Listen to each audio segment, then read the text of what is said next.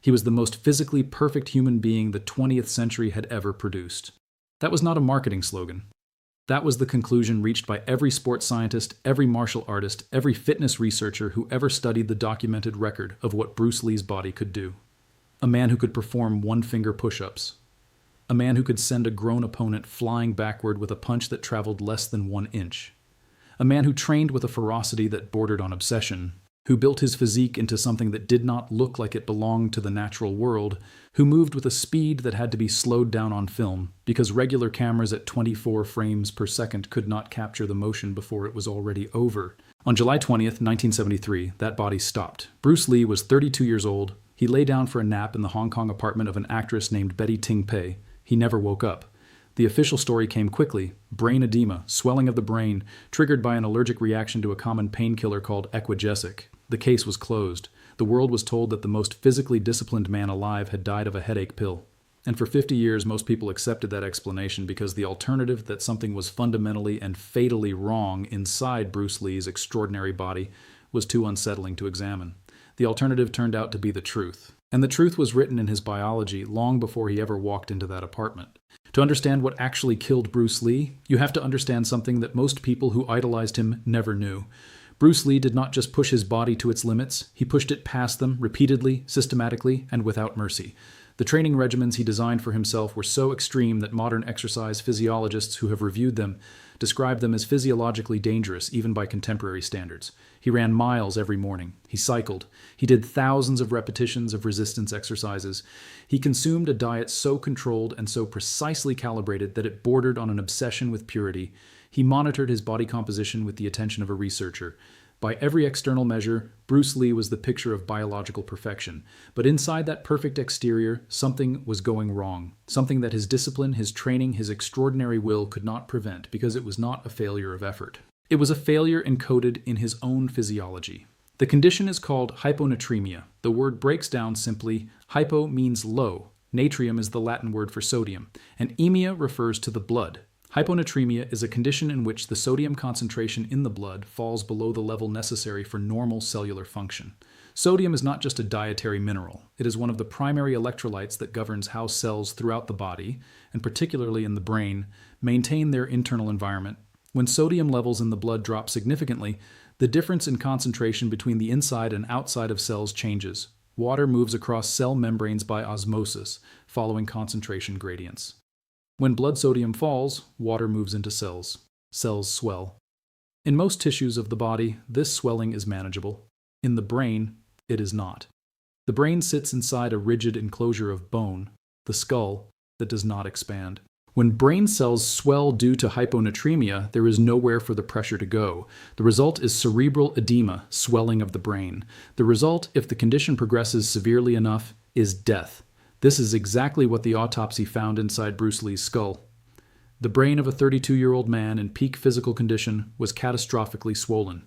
The official conclusion attributed that swelling to an allergic reaction to Equagesic, but researchers who examined his case in the decades that followed began to question that explanation. Equagesic does not typically cause the kind of acute, fatal cerebral edema that killed Bruce Lee. The timing, the severity, and the specific pathology of his death were more consistent with something else entirely. In 2022, a team of researchers published a paper in the Clinical Kidney Journal that re-examined the cause of Bruce Lee's death through the lens of modern nephrology, the medical specialty that deals with kidney function and fluid regulation. Their conclusion was direct and documented. Bruce Lee almost certainly died of hyponatremia. His kidneys had failed to excrete excess water, his sodium levels had dropped to a fatal threshold, and the resulting cerebral edema killed him. But the researchers went further than simply identifying the mechanism. They explored why his kidneys had failed at that specific function, and the answer led them deep into the intersection of physiology, genetics, and the specific biological cost of the life Bruce Lee had chosen to live. The human kidney regulates water and sodium balance in the body. It produces a hormone called antidiuretic hormone, which signals the kidney to retain water when the body needs it and to excrete water when it has too much. In most people, this system functions automatically, adjusting constantly to maintain the sodium concentration of the blood within a very narrow range. But the kidney's ability to excrete water is not unlimited. If a person consumes water faster than the kidney can eliminate it, sodium concentrations fall. This is a condition that endurance athletes know well, because athletes who drink excessive amounts of water during prolonged exertion can develop exercise-associated hyponatremia, a potentially fatal condition that has killed marathon runners who were told to stay hydrated and took that instruction too far. Bruce Lee was not running a marathon on the day he died. He was at an apartment. But the researchers identified a series of factors that had likely been compromising his kidneys' ability to regulate water balance for years before his death, factors rooted in his biology, his training, and possibly in his genes. The first factor was his extraordinary muscle mass and the training load he maintained. Extreme physical training, particularly the kind that involves rapid rebuilding of muscle tissue, places a significant burden on the kidneys. The breakdown products of muscle protein, particularly a compound called creatinine, must be filtered and excreted by the kidneys. A man carrying the muscle mass of Bruce Lee and training at the intensity he maintained was placing his kidneys under chronic stress that most human kidneys are never asked to bear. The second factor was his approach to hydration. Bruce Lee consumed large quantities of water and juice. He believed that aggressive hydration was part of the physiological formula for peak performance. This belief was not supported by the physiology. For a person whose kidneys were already under chronic stress from extreme training loads, aggressive water consumption created an additional and compounding burden. The third factor is the one that sits at the deepest level of this story. Research into the genetic basis of kidney function has identified a range of polymorphisms, variations in the genetic code, that influence how efficiently kidneys regulate water and sodium. Some individuals carry genetic variants that make their kidneys less efficient at excreting excess water, variants that produce no noticeable effect under normal conditions, but that become clinically significant under conditions of extreme physiological stress. Bruce Lee's documented pattern of symptoms in the years and months before his death is consistent with a kidney system that was struggling under load. He had experienced a significant collapse months before his death on May 10, 1973, while dubbing a film at Golden Harvest Studios in Hong Kong. He suffered what was described at the time as a grand mal seizure, a full neurological event. Doctors found cerebral edema, the same finding that would appear in his autopsy 2 months later. He recovered from that first episode. He was warned. He was told that his brain had swollen, that something was wrong with his fluid regulation, that he needed to change the conditions of his life. He did not fully stop. This was not stupidity. It was the expression of a psychological orientation toward the body that was fundamental to who Bruce Lee was. He believed, genuinely and with the force of a philosophical conviction, that the limits the body presented were constructions of the mind, that the body would follow wherever the mind led. Across many years, he had proven that belief correct. The body had done things that physiology said were not possible. And so when the body sent signals that something was wrong, those signals arrived into a mind that had learned, through decades of evidence, to override them. His biology was trying to communicate something that his psychology had been trained to refuse to hear. His father, Li Hoi Chuen, was a Cantonese opera singer. His mother, Grace Ho, was of mixed Cantonese and English heritage. The genetic landscape of his kidneys, the specific combination of variants governing how his renal system managed water and electrolytes, was the product of that biological inheritance.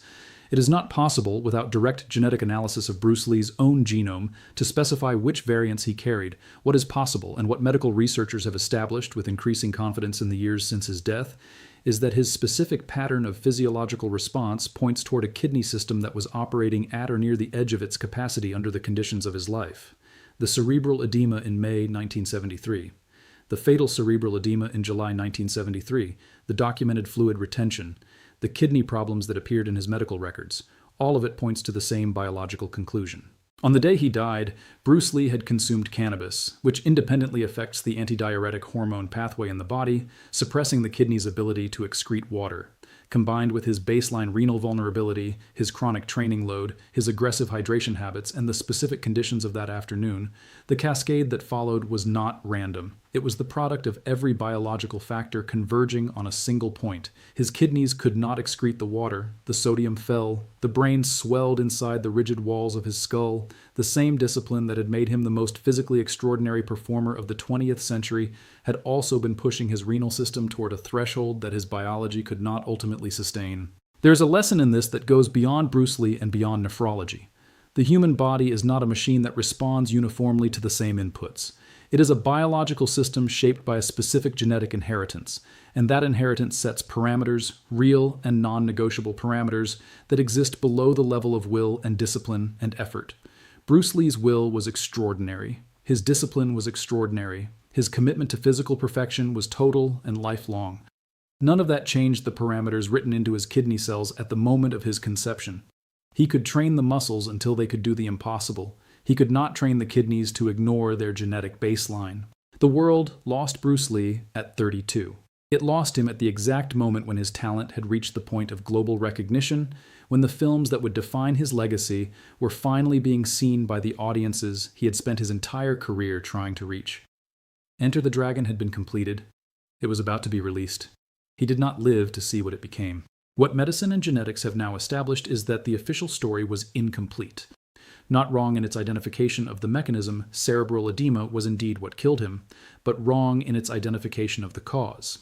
The equigesic explanation was a shortcut that the available science of 1973 made plausible, and that the available science of the following decades has made insufficient. The complete explanation requires understanding the kidney, the sodium, the water, the training load, the genetic baseline, and the specific physiological cascade that converted all of those factors into a fatal outcome on a warm July afternoon in Hong Kong. The medical reassessment of his death does not diminish him. It makes him more human. It reveals that the body everyone thought was invincible was subject to the same biological laws as every other body.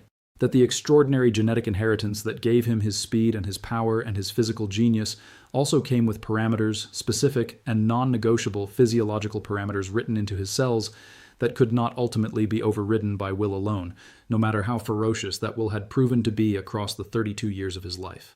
His DNA built him extraordinary. It also built him with limits. And the tragedy is not that those limits existed. Every human body has them.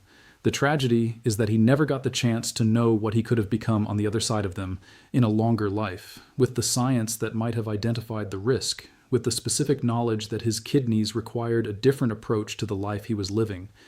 He was not indestructible. He only looked that way, and the difference between looking indestructible and being indestructible was written in the end in a biological language that he never had the chance to read.